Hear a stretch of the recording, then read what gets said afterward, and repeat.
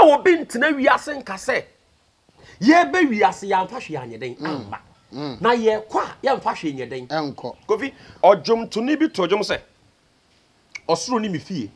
na asase so de ye bande ben akwantuo hwe enipa ye frɛ no Mami Florence Obinim kofi se ahodiye eye natina hwe baabi anyame apagya woni wokunu ayeden agu abrabom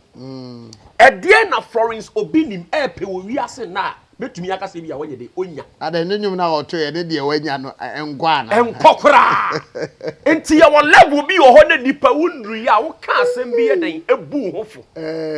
sa ubedru sampempenso no ne wadu ho sa wo ye den wo ka asa asem I don't answer about nkofo bebre kwa ani Akwasi Awuah nheda nya adwene na because I say nkofo feel say mre bia na wo preach na wo nheda nya di bebre na o kaseti ahode ne asori fie kese de ada ene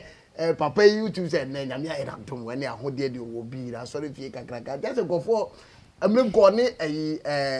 ebeneza nya asa around no say na wo kire say eni kwa se ni panya na ho bebre ka me num yensa kra ho nhye da ni fa so asore dan ene wo na wo sa de bani na enti ase yenum asem ayeka aya na da chi ni agensi e enu nti na me ka asem bi se ye wo mpempenso bi na wunru ya wanhwe ya wo be ka asem anu ho ne so na aka echi hwe obo obi din eye evangelist Akwasi Awuah osoro de TV kura mpo onye den wonhwe eye wi ase ade na so ade a chia so wotena kam ka eye osoro ade enye wi ase ade enti ye won nsem bi wo ho a ye nka o chiumu kosoro ba fam ewi ase na wo ye den wo uni soro osoro ho na ye pese ye kono ana ye kono right now ni ye ni soro ye wo wi ase enti Bible say osoro ho no ye nyame a ye di na chi no na hini ye wo soro ene but obonsam de ono no odi wi ase we sei so je make count ase obonsam na ye den odi wi ase so enti so far ye wo wi ase de masa wo ye okosoro ba fam e wi ase ade na de be kan ho nti wo se dipa prenya ne ho e wo se nipa biara timi bobra de me pese me kan se nipa wo ti wi ase abobra na daachi wunchiri ba anye den anye mobo entna wo se nyame beye sa na wo na no ye ya nyame beye so many years abusua fie kura muntimi nsibi abusua fie kura muntimi nsibi unya yie na wo didi pe kofi a na wo fere adentia abusua fie nye den eni ho be se wo timi abobra wo didi pe kofi kura wo fere because nyame waye de waye wuye na nyangobo timi hire ni patam sa because I wo hwe ye papa despite one wo music be onye dra ana nkopo relate so much to nyame na ehia na ye nkasa bo se ma kire obi da but sa etam wo wenye no say tam nyangobo timi ye sa de kofi baba sikanya wo wiase na su sikanya bia wa ase kire enu nti na mpanifo se ekuro bi wa na su kuro bi ye den etwas yetumi kasa ase mesi wo sika esu no obi wo sika se ne sa nipa no kra nyame oshira tam na akwaya nipa fa so nya wo mo ho no ene wo nyame ho nyame shira tam sa nyame shira bru tam bebre wenya no ha bru so bebre enu nti na according to Bible say onyame shira ma nipa ye den eye wonderful but na wiase no ye wo nipa bebre wo ma akwaya ma nyame anya den shira wo mo afa kwaya bi so na ye den enya wo mo ho ta okay onu de ntame buza sasa o ka baba wa bi Diamond Appiah okay Diamond Appiah yes ana odi nsema hodo bi eba odi nsema hodo bi eba na o keka na ja Ghana fo bebre na de o maso atietie bia na sebi nsem na o kana na o ya kakra yes o se papa despite ana no ya odi ni sister birthday tim say papa nyame hia ne papa bo resi ka bi kra tim say Ghana hade me nhede nim me kra yesi Ghana yesi West Africa nyina o ka na ye Bugatti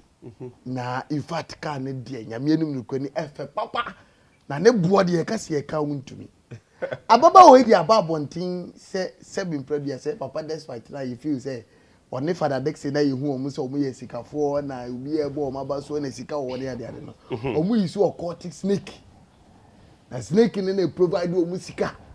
ama omu sika aye tamama Ghana fo bebre na ehunu omu so omu wo sika etam mi musa se nyankopon ti ehye ni patam no ababo ya asema o kan ti e betimi relate say Ghana ha ana Africa ye ntumi nka say nyame na ehye nipa tam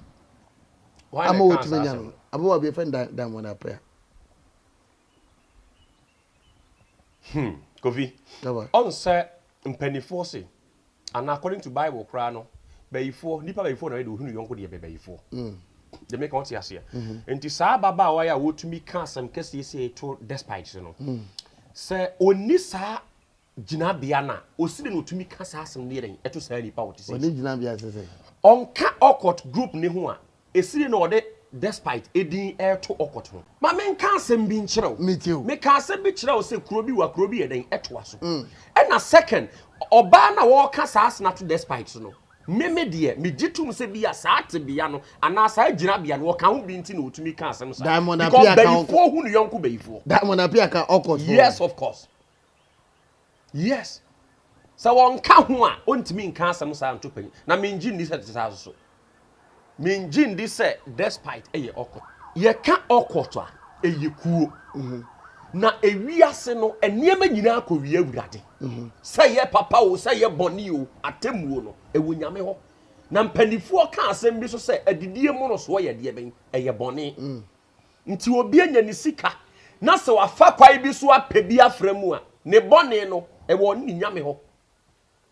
ontumi ntena se mfa nto obi so sɛ wɔyɛ ɔkɔto wɔyɛ se nti wɔyɛ bɔne ɛwɔ nyame hɔ no one can judge onim sɛ na akwa Elisha ade ba ko bi ka ho a ewiase nyina agye atum yes na enei de sene ye watimi aye kanea ade ato nipa bebre anim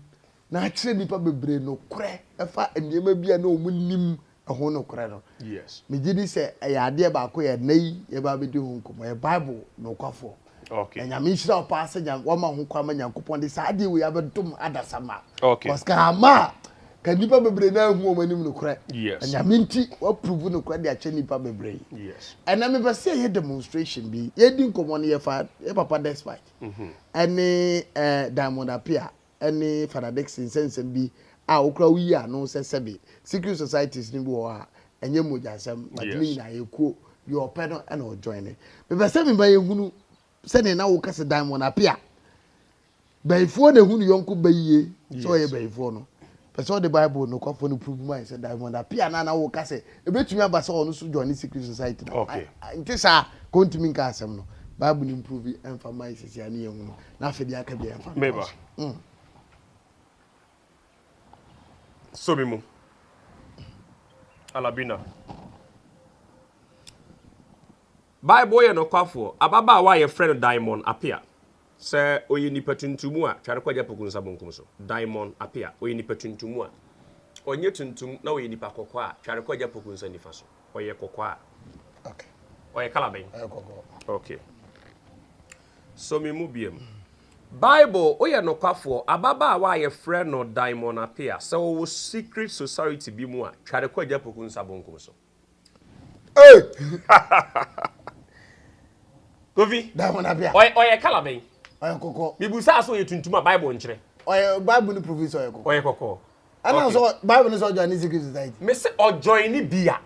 Bible no nye de onkyere Bible na kyere we nya wo na wo ka Bible na approve Bible Nokwafo na ye de ne ye adwuma o Kofi abusuafo me say ni sade wo mu o nyem na me kai but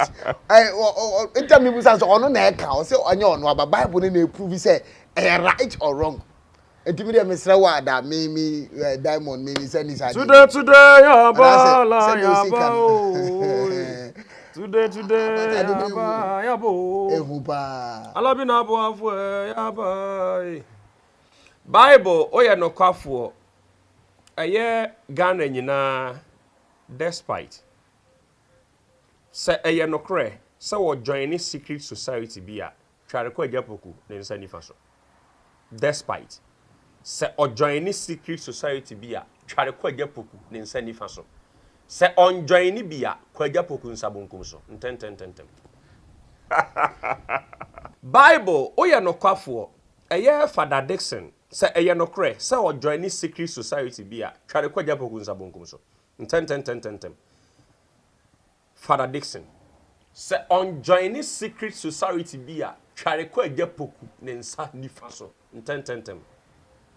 Lord. Ababa wani mom na join I mean, Musa Masam K. Okay.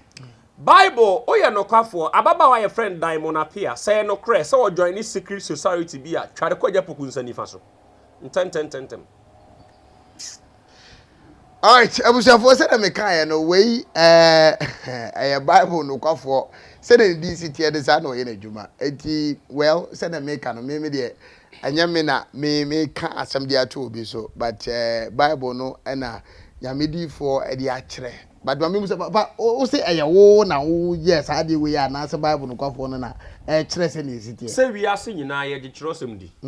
To me and watch kyerosem no e na ada ne ho adi. Okay. Enti emfiri o Awurade kasa ade nyina. Awurade na akasa. That is it. Okay, so say no kana enya Awurade na akasa nti me de nyame nim nkwani I disassociate myself from this and me nim say no so kana enya ono abade Awurade na all kan nti say na esitie bia no ye nhye no so ne hunu ye nim na aboa ma asem bia ye ka bia de hu kwa a wo se fa eso e kan asem ni din e the prophet na kwa Elisha obeju friend the great agrad